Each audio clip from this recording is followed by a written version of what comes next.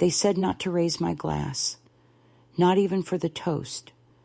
My son leaned over as the room stood and whispered it through a tight smile, his lips barely moving, as if he were delivering a secret order rather than a request. Just let the others speak, Mom. It's better that way. I remember the way the chandelier light bounced off the rim of his champagne flute, the way the gold band on his wedding ring caught the light as he held his glass high. And I remember how I held mine at chest level, trembling slightly not from anger, not yet, but from something far colder, recognition. I was not a guest of honor at that gala. I was a guest of convenience. My name was on the invitation only because they'd used my money to fund the event.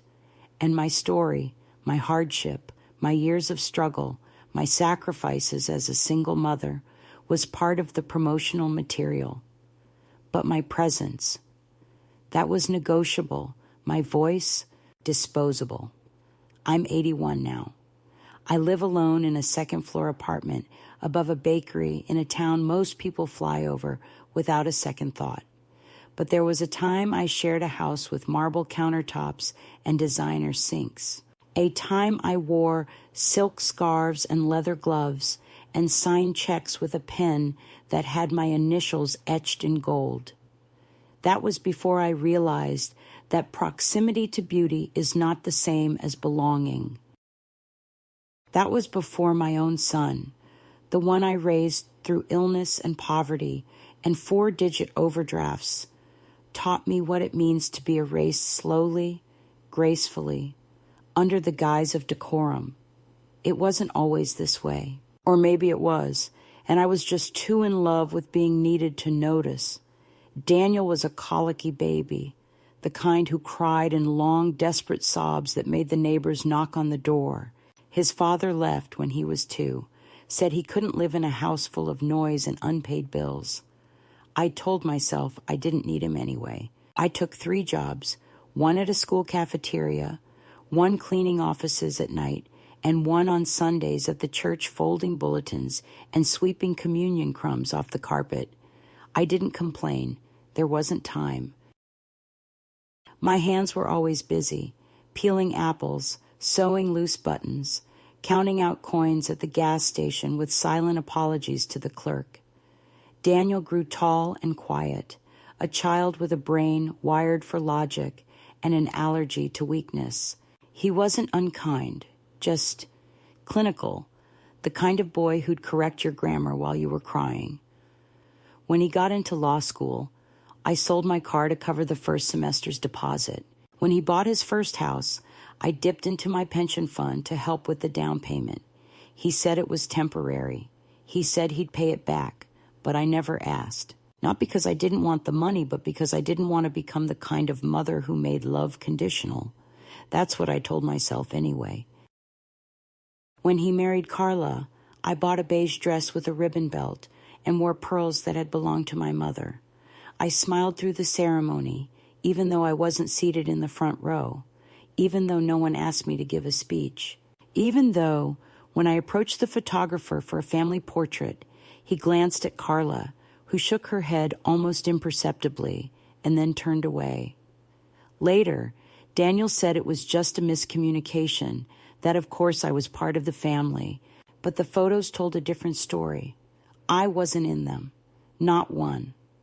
And now, 15 years later, I know better than to believe in accidents that repeat themselves. The gala was Carla's idea, a benefit dinner for a charity focused on supporting underrepresented family matriarchs. A ridiculous mouthful of a phrase that sounded like it had been cooked up by a team of PR interns. She said they wanted to honor women like me. I almost laughed. I'd never once been honored by anyone in that house. The invitation had gold lettering. It arrived in a black envelope with a wax seal and a return address from a foundation I'd never heard of. Inside, a card with embossed script. We cordially invite you to an evening of gratitude and giving, celebrating the unsung pillars of family resilience. It sounded noble. It sounded like something meant to be framed. I hung it on the fridge next to a coupon for denture adhesive. The dress I wore that night was navy, simple, the kind of thing you wear when you want to look dignified but not demanding. I took the train by myself, even though Daniel had promised to send a car. When I arrived at the venue, one of those hotels with mirrors on the ceiling and orchids on the tables, no one met me at the door. I gave my name to the girl with the headset. She paused, scanned her clipboard, then smiled like she'd figured out a puzzle. "Oh, yes, you're on the auxiliary list." She handed me a plain white name tag, not the gold ones the other guests wore. I pinned it to my dress anyway. Inside, the room was all crystal and curated lighting. A string quartet played something soft and forgettable. Waiters floated by with silver trays and hollow smiles. Carla was already surrounded by people, men with firm handshakes and women with impeccable posture. Daniel spotted me and waved, but didn't approach. I stood near the wall for a long time, holding a glass of white wine I didn't sip, watching the crowd orbit around itself. The program began promptly at 8 o'clock. Speeches were made, stories were shared. A slideshow played photos of various women, some in kitchens, some at protest marches, some smiling with children. At the end of the montage, Daniel took the stage. He spoke well. He always does. He talked about the importance of legacy, of hard choices, of gratitude. He gestured toward the crowd vaguely and said, "People like my own mother, who taught me what perseverance looks like." A few claps. No spotlight turned to me. No invitation to stand. And that's when he leaned over, just before the final toast, and whispered it. "Don't raise your glass." I was about to, you see. I thought maybe this was the moment. Maybe I would be acknowledged, welcomed, seen. But no, I was there to be looked at, not heard. I was decoration, a symbol without a name. I did not raise my glass. I raised the check instead, quietly. When the dessert was served, I walked up to Carla, handed her a folded envelope, and said, "Here's the donation I promised." She smiled, too wide, too rehearsed, and slipped it into her clutch without opening it. She never would know that it was not the donation I had promised. It was more, much more. It was everything I had left in that old account Daniel didn't know about. I had drained it, not for them, for me, for closure, for a kind of full stop that no toast could offer. And as the applause echoed and the camera shutters clicked and the room erupted in a standing ovation for a woman who was never named, I walked slowly out of the ballroom, my coat folded over my arm, my hands steady, my back straight. I didn't look back. I didn't need to, because I finally understood the truth. The only thing more painful than being invisible is realizing you were never really seen at all. It was the Monday after the gala when I saw the check had cleared. Not just cleared, but cashed immediately, 8:01 a.m., as if someone had been waiting at the bank doors.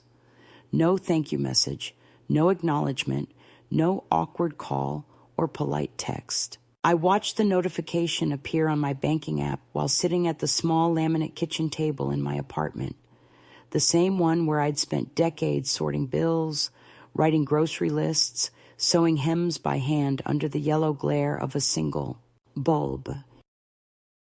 I stared at the screen for a long time, not because I didn't understand what it meant, but because I understood exactly what it meant.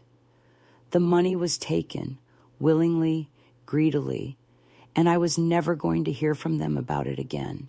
They had gotten what they needed, and now I could fade back into silence, into the background, into the place they had carefully built for me, invisible, convenient, self-erasing. But this time, something in me stalled, not in a loud way, not like a slammed door or a shouted accusation. No, it was more like the quiet click of a lock turning in the opposite direction. Something internal, slow, deliberate. The realization that they would never apologize because in their eyes, there had never been a wrong to begin with. That night, I sat on my worn blue sofa and pulled out the folder I hadn't opened in nearly 6 years. Inside were photocopies, old receipts, certified letters, everything I had ever signed for Daniel, the lease from his first apartment, the tuition check from his final year at Columbia, the letter from the bank confirming my transfer of funds for their home's down payment. I'd kept it all, not out of suspicion, but out of habit, because paper grounds memory, because when you live long enough, you learn that stories shift and people rewrite the past, but facts do not. The receipts had dust on the corners, some ink faded from sunlight, but the numbers remained, and each number told a version of the same story. I gave and they took. I supported and they accepted. I showed up and they vanished. I ran my fingers over the paper slowly, remembering the moments behind the transactions. Daniel standing in my tiny kitchen, asking for help again. His voice coated in shame he disguised as urgency. Carla sitting politely across from me with a glass of organic juice she never sipped, explaining that the bank would need a family signature to approve the loan. It's just a technicality, Marianne. You won't actually be responsible for anything, and I believed them. Because they smiled, because they called me by name, because I wanted to be part of their future so badly that I was willing to mortgage my own. 2 days later, an article appeared in the local paper covering the gala. Carla had submitted the photos. Her name was all over the write-up. Co-host Carla Harlow dazzles at benefit in honor of unsung matriarchs. There was no mention of me, not even in the footnotes. The accompanying photo showed Daniel mid-speech, one hand raised as if blessing the room, the other curled protectively around Carla's waist. I wasn't in the frame. I checked every photo, even the ones buried in the online gallery. I wasn't there, not in the group shots, not in the table candids. They'd curated the images so carefully, it was as if I hadn't attended at all. And then I saw it. One photo, near the bottom of the gallery, labeled Event Attendees. It showed a cluster of guests near the bar. In the far corner, partially blocked by a waiter's tray, there I was. Blurred, mid-blink, wine glass lowered. No tag. No name, just a shadow in the corner of someone else's moment. I stared at the screen and felt the heat rise, not from shame or sadness, but from something deeper, something harder. They didn't just use me, they deleted me. I thought about calling Daniel, thought about rehearsing the words I would say. That money was my emergency fund. You didn't even say thank you. Do you understand what it means to make someone feel ornamental? But I didn't, because I already knew what he would say. He would apologize without listening. He would remind me how stressful the gala had been, how much Carla had on her plate, how I always take things too personally. He would use that measured, practiced tone he reserved for legal mediation, like love was something to be negotiated. And I was tired, so I poured myself a cup of tea and sat by the window, watching the traffic move slowly beneath the streetlights. And I thought, enough. Not in a dramatic way, not in a way that needed an audience, just enough. There comes a point when dignity no longer allows silence, when even the quietest woman hears the click of her own limit. That week, Carla emailed me a thank you note, not for the donation, but for being present at the event. It was 2 sentences long. So lovely to have you with us at the gala. Your calm presence always brings such grace to the room. No mention of the speech. No acknowledgement of what was whispered in my ear before the toast. No indication that she understood or cared that I had left in the middle of dessert. She didn't even notice. Or worse, she noticed and chose not to speak. I clicked archive and closed the computer. Then, on Friday, a box arrived. No return address. Inside, a framed photo of the Gala centerpiece, white lilies, gold accents, a folded card with the word legacy written in calligraphy. I stared at it for a long time, and then I did something I hadn't done in years. I walked it down to the basement of the building, opened the lid of the trash bin, and dropped it in without ceremony. I didn't keep the ribbon. I didn't save the box. There was nothing to preserve. The moment had passed. The message was clear. I was useful, but not necessary. I was history, not heritage. On Sunday, I went for a walk. The air was cold and wet, with the kind of drizzle that never quite becomes rain. I wore my older coat, the brown one with the stitched cuffs. My good coat still hung by the door, untouched since the gala. I passed the florist, the shuttered bank, the newsstand with the local paper on display. The front page had a photo of Carla shaking hands with someone from the mayor's office. The caption read, "Prominent family raises over $80,000 for women's resilience." No footnote, no credits, just Carla's name and Daniel's title. No mention of the woman who had written the biggest check. I returned home, peeled off the coat, boiled water for tea, and sat again at the kitchen table with the old folder. One by one, I pulled out each document and arranged them in neat lines. Not for legal purposes, not yet, just to see the shape of my giving. I had no grandchildren photos on the fridge, no gifts from them on my birthday, but I had these papers, and they told a story far more honest than any family slideshow. They said, "I was there. I mattered. I built the foundation under your feet." That night, I pulled out my old notebook and began to write. Not a letter to them, not a list of grievances, just a list of what I'd done, what I'd given, what I'd lost. A reckoning, private and precise. The words came slowly at first, then faster. My hand cramped from the motion, but I kept writing, because when they cashed the check without acknowledgement, they didn't just take my money. They confirmed a pattern. They confirmed I was no longer seen as a person, only as a legacy to be sculpted, a symbol to be paraded, a source to be drained and discarded. And as I set the pen down, I knew this story was not over. But I would no longer be the footnote. The strange thing about quiet cruelty is that it never announces itself. It doesn't arrive with slammed doors or raised voices or broken dishes. It seeps. It unfolds in smiles that don't reach the eyes, in pauses before invitations, in the subtle redirection of questions you aren't supposed to answer. In the weeks following the gala, the air between me and Daniel grew cooler, but no one would have known it from the outside. He still sent me the occasional forwarded article, a link to a financial newsletter I didn't ask for, a blurry photo of the baby taken from across the room, captioned, "Little Charlotte says hi." The baby doesn't speak. Carla would sometimes comment on my Facebook posts with vague hearts or the word beautiful, but never with anything that acknowledged who I was to her or what I meant.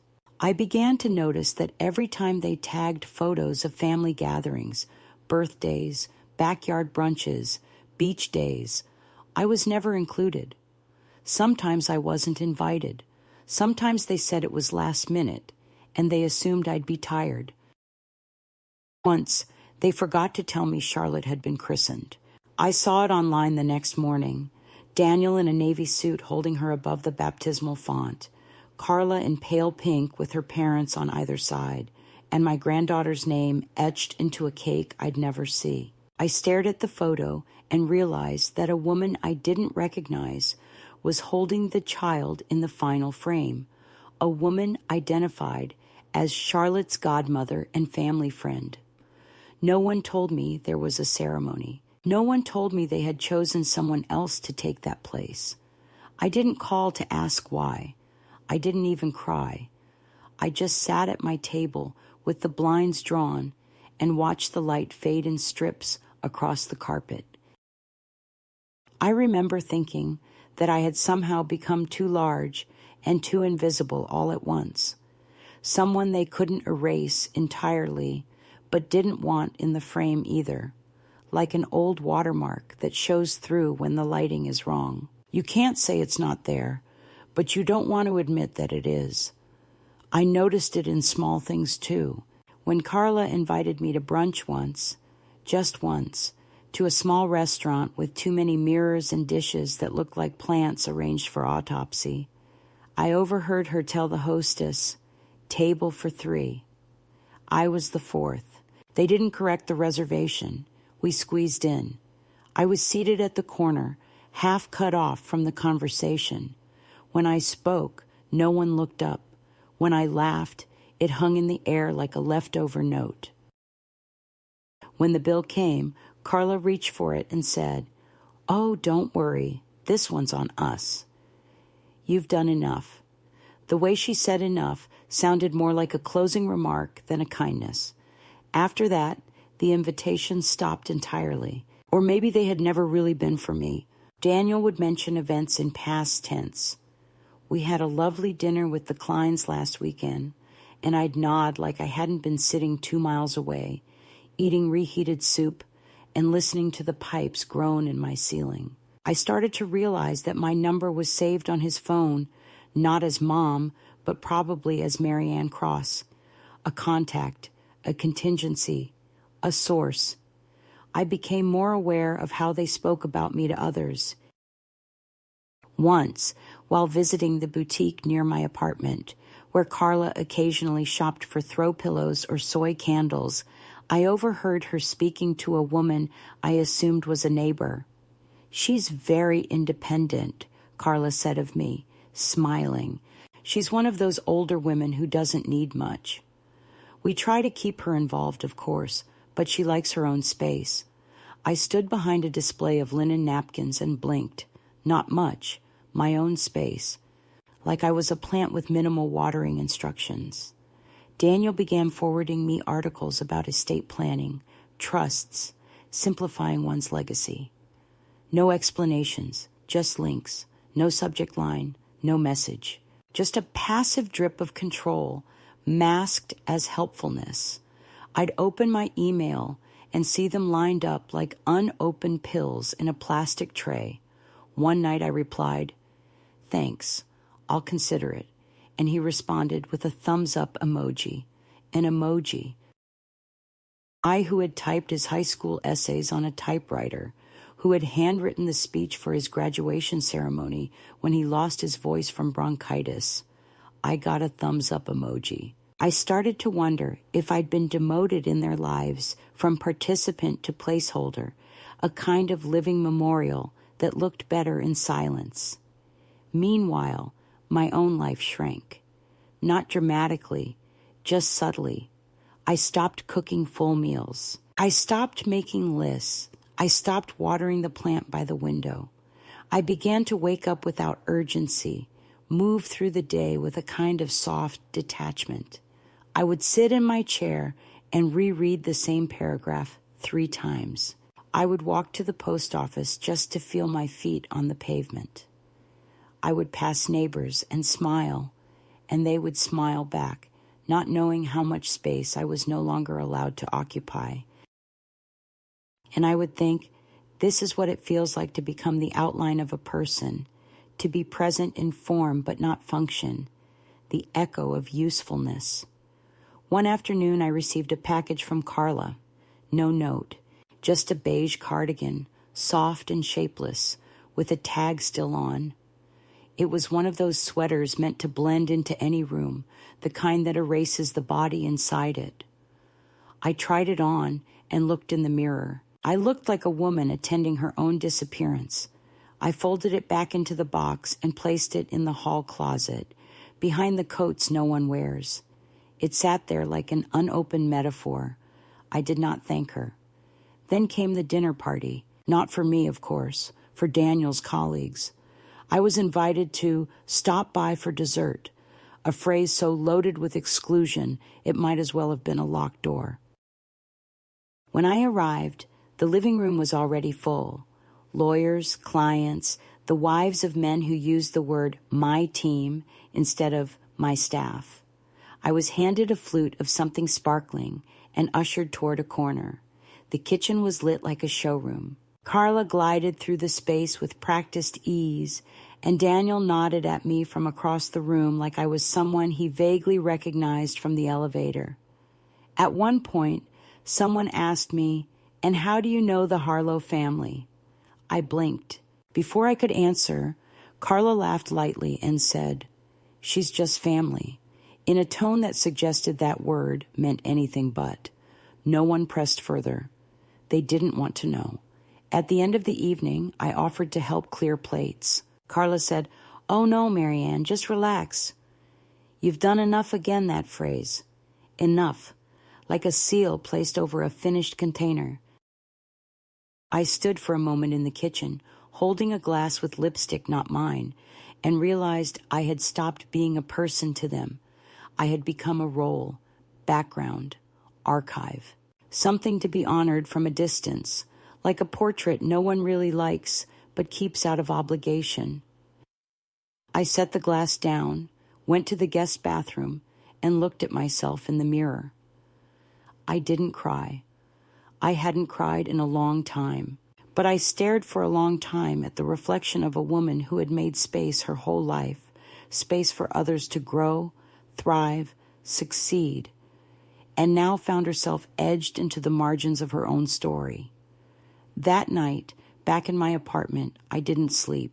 I sat at the table with the documents again, the old receipts, the notes in Daniel's childhood handwriting, the faded photograph of the two of us taken outside his high school on the day of his graduation.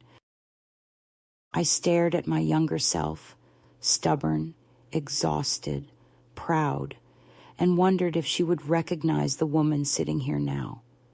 I think she would, and I think she'd be furious. Something in me was starting to stir, not loudly, not in fury, but in clarity.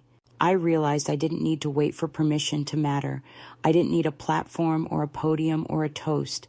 I had proof, I had paper, I had time, and I had had enough. Not of love, not of motherhood, but of erasure, of the polite, practiced, passive version of being removed from a life I built. They didn't slam the door. They just walked ahead and didn't look back. And now, standing quietly in the shadow of their curated world, I knew I would not wait for them to notice I was gone. I would decide to go.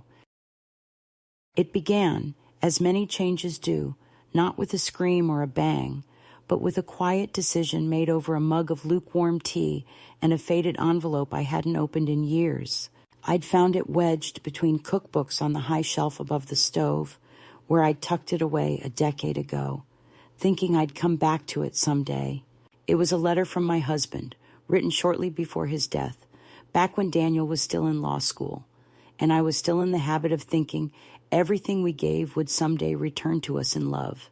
The letter was short, but deliberate, his handwriting careful in a way it hadn't been since the tremors began.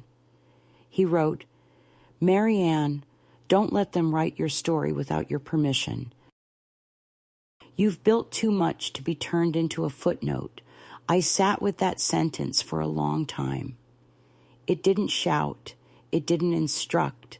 It just stood there, simple and immovable, like a stone in water that refuses to sink. I folded the letter slowly with both hands and placed it next to my notebook on the table. Then I opened a drawer and pulled out the small, leather-bound checkbook I'd used only twice in the past year, once to help Daniel with a tax payment, and once to donate to the community library that still sent me thank you postcards in the mail. That afternoon, I walked 2 blocks to the credit union and asked to speak with a manager. I wore my old gray coat with the patched cuff and my hair tied back, and when the young man behind the desk asked if I had an appointment, I smiled politely and said, "No, but I have 40 years of deposits and 3 signatures you'll want to verify." That got me a chair. I sat down and explained calmly that I wanted to transfer everything in my personal account to a new account under my full maiden name, remove all linked profiles, and request a full printout of my financial history. The manager nodded, hesitated, then asked if I had a specific reason. I looked him in the eye and said, "I just realized I've been too generous with people who assume I don't know how to count." He didn't laugh. He printed the documents. I signed each page slowly, carefully, the way women do when we've been told for too long that we don't understand the terms. Then I tucked the printout into my bag and walked out, past the poster advertising retirement planning, past the woman offering sample mints, into the cold air of a city I suddenly felt awake inside. Later that evening, I returned to the folder, spread it across the table, and did something I hadn't done in years. I wrote down numbers, not just totals, not just dollar signs, but what each expense had meant. $7,200 for Daniel's first semester, marked with a note. He cried when he got the acceptance letter. $240,000 for the down payment. He promised I could stay as long as I wanted. $18.32 for the casserole dish I left at their house after Charlotte was born. They never returned it. I didn't cry. I didn't even sigh. I just wrote, because it wasn't about the money. It never had been. It was about being erased slowly, efficiently, by people who had decided that love is only valid if it fits into the design of their lives. But I wasn't interested in fitting anymore. I was interested in remembering. The next morning, I walked to the bookstore and bought myself a hardcover journal, thick and unlined, the kind that feels like it's meant for something permanent. On the first page, I wrote, "This is my version." Then I walked to a lawyer's office across town, the one I'd passed every week on my way to the pharmacy, but never thought I'd enter. The receptionist looked startled when I said I didn't have an appointment. The lawyer was young, kind-eyed, with a tie that didn't quite match his shirt. I liked him immediately. I said, "I want to talk about boundaries, legal ones." He asked if I was in any immediate danger. I said no, just in long-term erosion. I explained what I wanted, a new will, a power of attorney that didn't include Daniel, and documentation clarifying that my financial independence was not under question. He didn't ask why. He just nodded and got to work. I felt something loosen inside me, like a belt finally unclasped after decades of holding in breath. When I walked out of the office, I passed an elderly man standing outside smoking a pipe, and for no reason at all, I smiled at him. He smiled back, tipped his cap, and said, "Whatever it is, ma'am, good on you." I didn't respond. I didn't have to. That evening, I cooked for myself for the first time in weeks. A real meal. Potatoes roasted with rosemary, green beans with slivered almonds, chicken in a lemon glaze I used to make on Sundays when Daniel was small and liked to help with the stirring. I ate at the table, not in front of the TV, and when I finished, I lit a candle. Not because anyone was watching, just because I could. I sat in the quiet and thought about the difference between solitude and loneliness. I had never minded being alone. What I minded was being made to feel that I existed only in the spaces others left behind. But this stillness, this clarity, this small act of ownership over my own dinner, it felt like the beginning of something. Not a return to the past, not a rebellion against the present, just a shift, a turn in the road, a soft, steady change in direction that no one else could define for me. I didn't tell anyone. I didn't make a post or send a letter or call to announce the news. I just went to bed with clean sheets, slept with the window cracked open, and woke the next morning with the simplest, rarest of thoughts. I am not waiting anymore. In the weeks that followed my decision to reclaim not just my finances, but my sense of self, something curious began to happen. The world didn't end. The invitations didn't cascade in. No grand confrontation surged through my phone like a tidal wave of guilt or guiltless acknowledgement. Instead, life around me carried on in its peculiar way, as if I had tapped into a channel of reality that had been quietly humming underneath decades of polite erasure. I walked each morning to the little cafe down the street where they remembered my usual black coffee without asking, where the barista commented once, "You look different," in a warm tone that had nothing to do with vanity. It was the kind of observation that says, "I notice you, and I mean more than just your order." On an afternoon just before dusk, I sat in the park and watched children circle the fountain, their laughter floating on the breeze, and I realized how long it had been since I allowed myself to witness beauty without the filter of obligation or longing.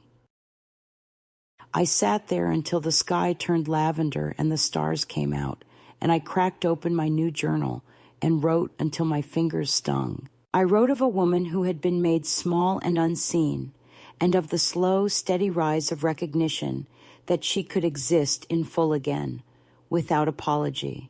But while I was mapping my reclamation in quiet, deliberate strokes, the world of the Gala and its aftershock, the world constructed by Carla's subtle dismissals and Daniel's silent withdrawals, tried to reassert itself in blurry, loaded ways. At the end of one dreary Tuesday, my phone rang. It was Carla. I don't know what I expected. Perhaps an olive branch disguised as an invitation, or an awkward apology coded in social nicety.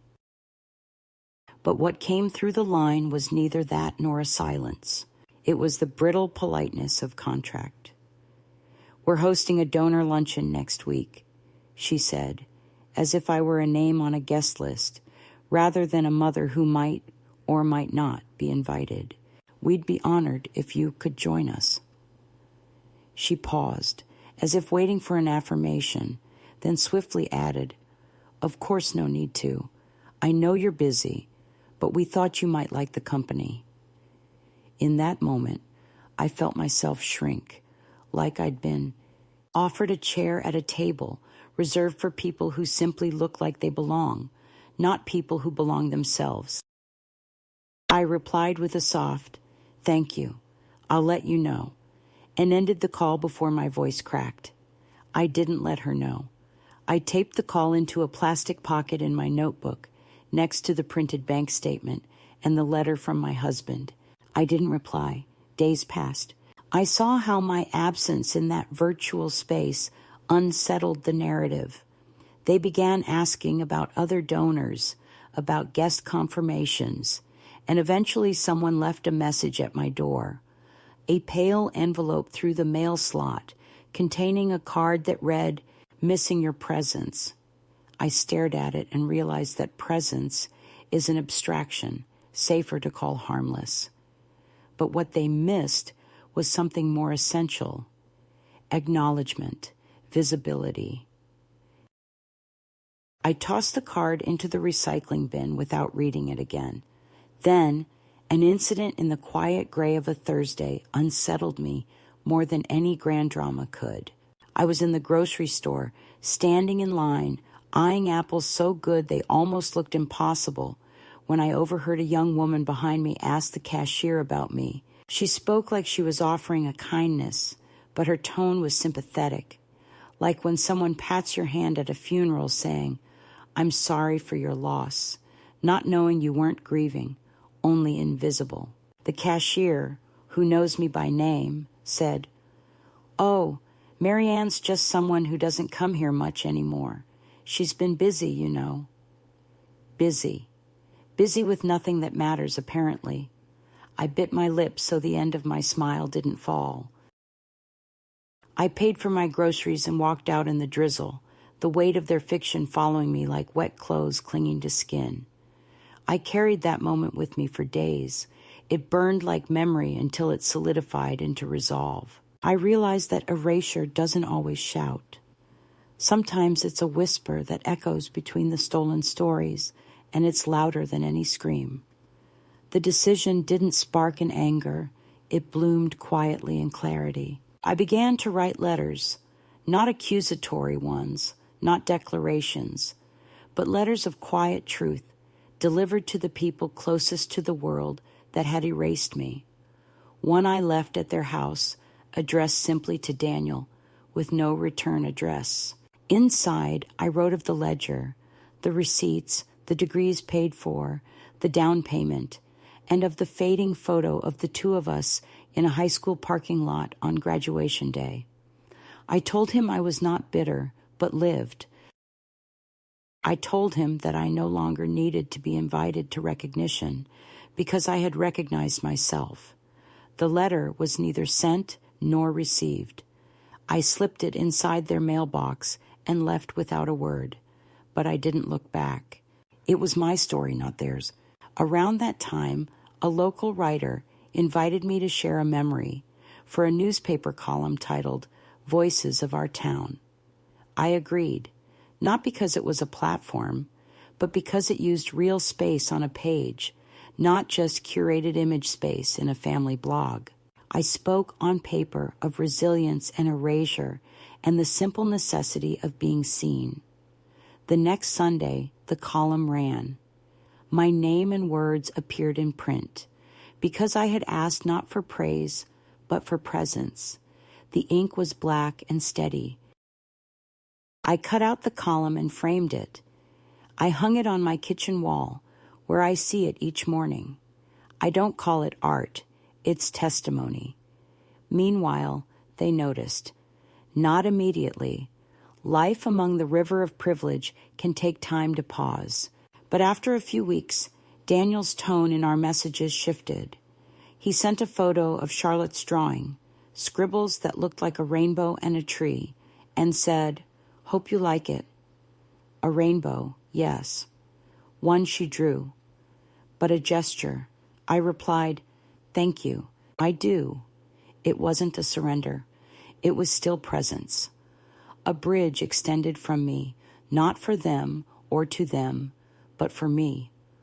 I was responding not from expectation, but from choice. Carla, on her part, began to post pictures of her mornings with coffee, the sunlight through the curtains. In the comments, she tagged me once. "Morning thoughts. Wish we were lounging like this together." It felt like an offer. I didn't accept.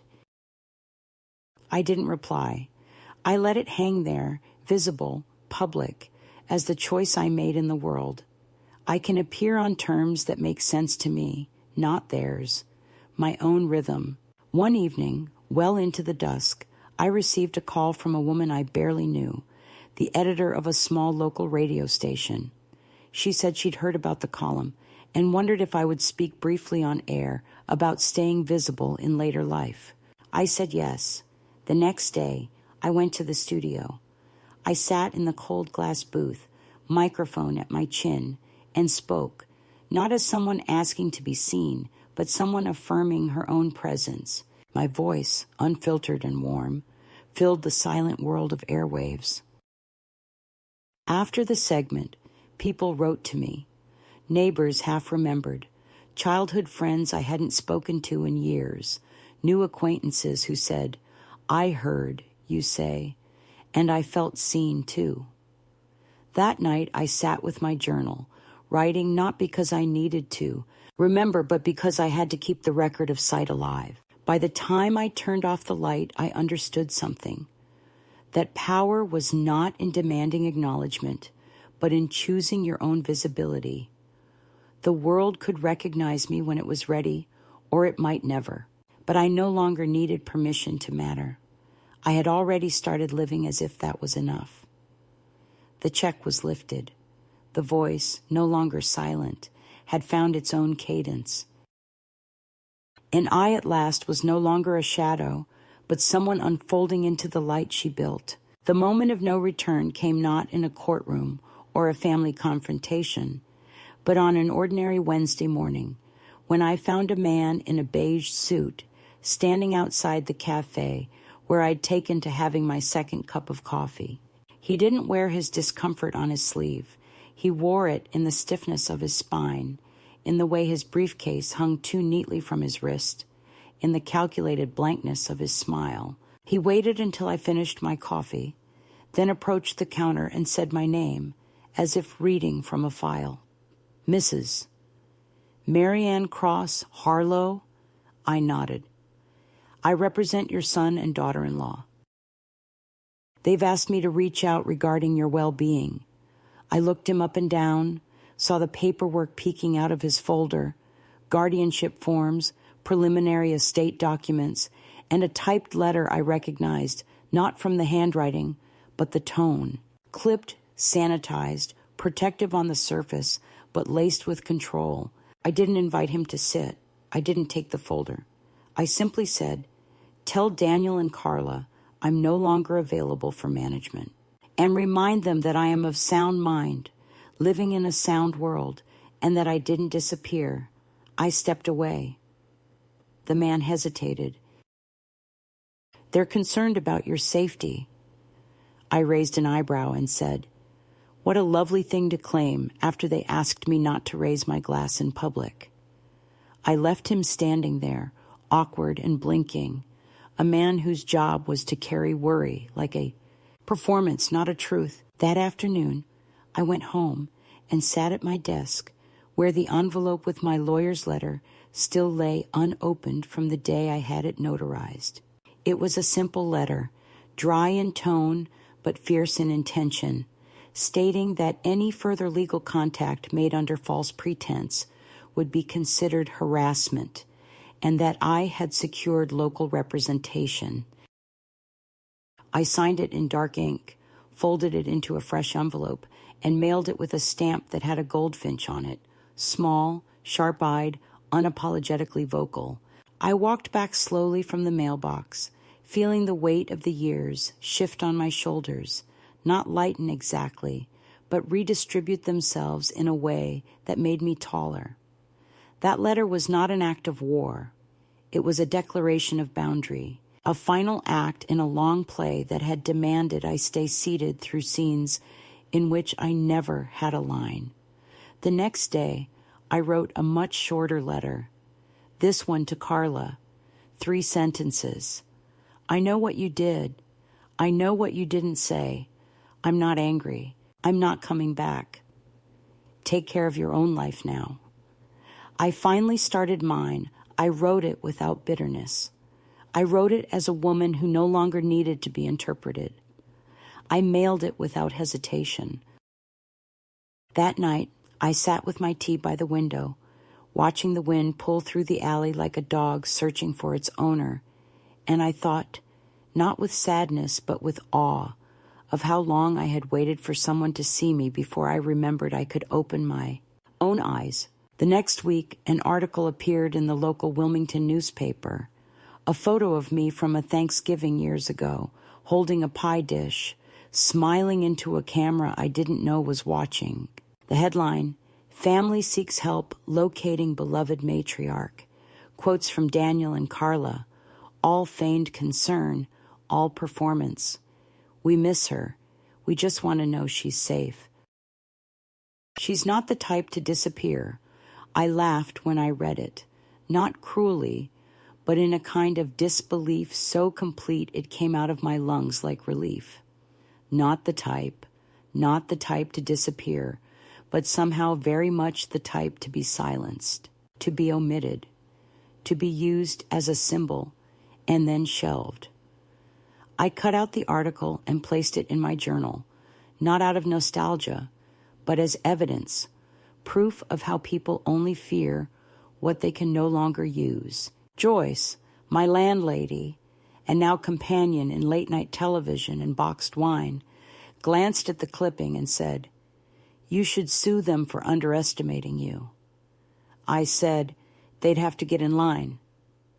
A few days later, Carla appeared in person. She came to the cafe, dressed as if she were stepping into a board meeting, not a small place that smelled like burnt toast and wet coats. She didn't order anything. She stood by the pastry case and said my name. I didn't flinch. I was wiping down the counter.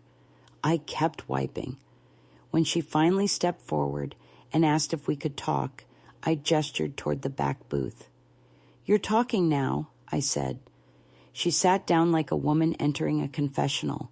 "We didn't mean to exclude you," she began. "The gala, it got complicated.